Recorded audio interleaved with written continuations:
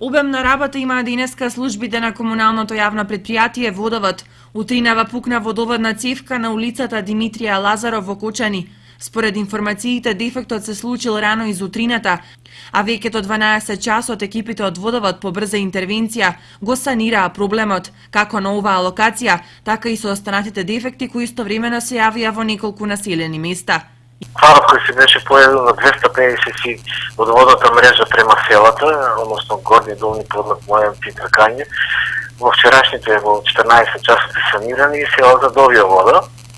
И воедно кажувам дека водата имаше некои гласини дека не исправна е за пиење таму, значи испарени целоводот и може да ја користат за пиење населението од тој дел.